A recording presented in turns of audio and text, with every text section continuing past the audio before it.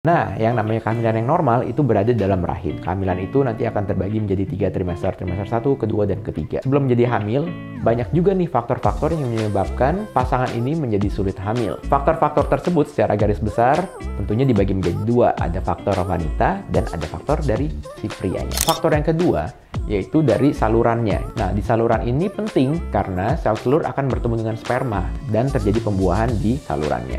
Nah, apabila salurannya terganggu, nah itu yang dapat menyebabkan sulit terjadinya kehamilan. Penting untuk usia bagi wanita dan pria, misalnya pada wanita sebaiknya untuk hamil di bawah 35 tahun, ataupun bahkan sekarang direkomendasikan untuk yang mau hamil di bawah 30 tahun. Karena di atas 35 tahun, terdapat resiko yang relatif lebih banyak dibandingkan dengan wanita yang hamil di usia di bawah 30 tahun.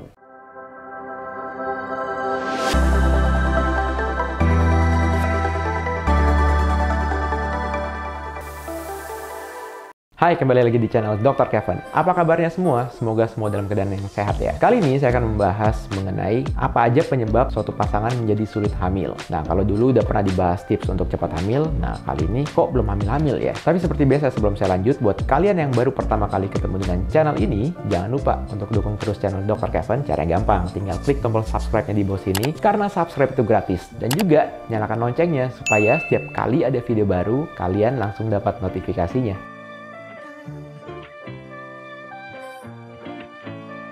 Suatu pasangan apabila ingin hamil, tentunya pasti akan ada faktor sel telur dari wanita dan sel sperma dari pria. Nah, pada saat sel sperma ini membuahi sel telur, nah itu yang akan terjadi kehamilan apabila menempel di dalam rahim. Apabila menempelnya di luar rahim, berarti itu hamil di luar kandungan. Udah pernah ada videonya juga, tinggal klik linknya di sini ya. Nah, yang namanya kehamilan yang normal itu berada dalam rahim. Kehamilan itu nanti akan terbagi menjadi 3 trimester, trimester 1, kedua, dan ketiga. Sebelum menjadi hamil, banyak juga nih faktor-faktor yang menyebabkan pasangan ini menjadi sulit hamil. Faktor-faktor tersebut secara garis besar tentunya dibagi menjadi 2. Ada faktor wanita dan ada faktor dari si prianya.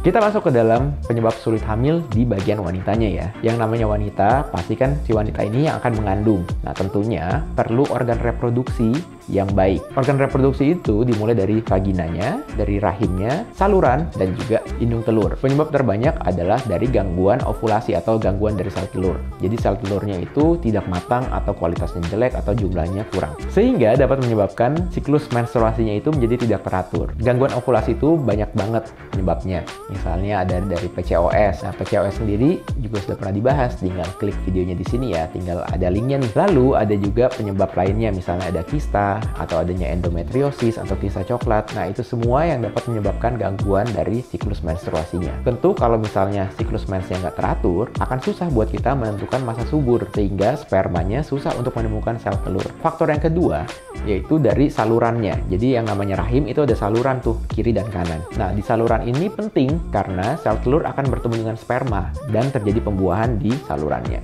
Nah, apabila salurannya terganggu, nah itu yang dapat menyebabkan sulit terjadinya kehamilan. Penyebab kerusakan dari salurannya tersebut banyak. Pada umumnya bisa terjadi gara-gara infeksi. Infeksi itu bisa gara-gara infeksi menular seksual, atau misalnya ada bekas dari operasi di bagian perut atau di panggul, atau terjadinya radang panggul. Itu semua dapat menyebabkan gangguan di salurannya. Hal selanjutnya adalah gangguan pada rahim. Nah, gangguan pada rahim ini mulai dari bentuknya dan juga fungsinya. Nah, pada saat dinding rahimnya tipis, tentu akan sulit untuk menempel nih si sel telur yang telah dibuahi oleh sperma. Ataupun misalnya ada gangguan dari bentuk rahimnya, atau di dalam rahimnya itu terdapat sekat atau ada miom. Nah, itu yang akan mengganggu sehingga penempelan dari kehamilan itu tidak terjadi. Secara umum, itu adalah penyebab dari gangguan pada wanitanya.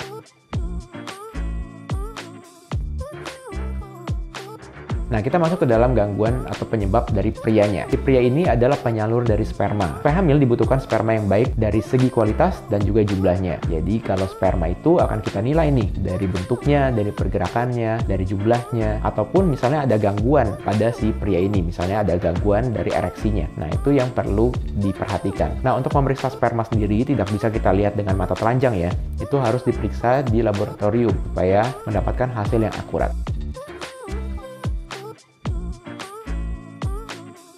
Ada beberapa faktor resiko lainnya, misalnya dari usianya. Penting untuk usia bagi wanita dan pria, misalnya pada wanita sebaiknya untuk hamil di bawah 35 tahun, ataupun bahkan sekarang direkomendasikan untuk yang mau hamil di bawah 30 tahun. Karena di atas 35 tahun, terdapat resiko yang relatif lebih banyak dibandingkan dengan wanita yang hamil di usia di bawah 30 tahun.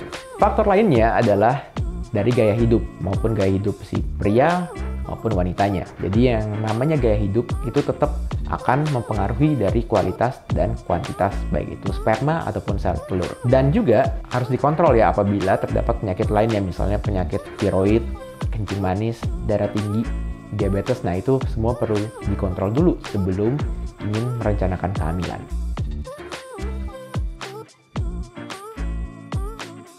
Mengenai cara penanganan, itu semua tergantung dari penyebabnya. Nah, kita harus tahu dulu nih penyebabnya apa. Apakah masalahnya ada di wanitanya atau penyebabnya ada di si prianya. Sebagai contoh, apabila si wanitanya ini mengalami menstruasi yang tidak teratur. Nah, itu harus kita cari tahu nih. Apakah karena berat badannya yang tidak teratur, apakah karena gaya hidupnya, atau karena stres, atau bahkan adanya kista. Nah, itu semua harus diperiksa. Nah, cara pemeriksaan paling gampang adalah di USG. Dengan USG, kita bisa mencari tahu atau melihat organ reproduksi wanitanya. Dimulai dari rahim, saluran sampai ke indung telurnya. Oke, sekian dulu konten Dr. Kevin kali ini. Jangan lupa untuk dukung terus channel ini dengan cara klik tombol like, komen, subscribe, serta share video ini ke semua sosial media kamu supaya video ini dapat tersebar luas dan bermanfaat.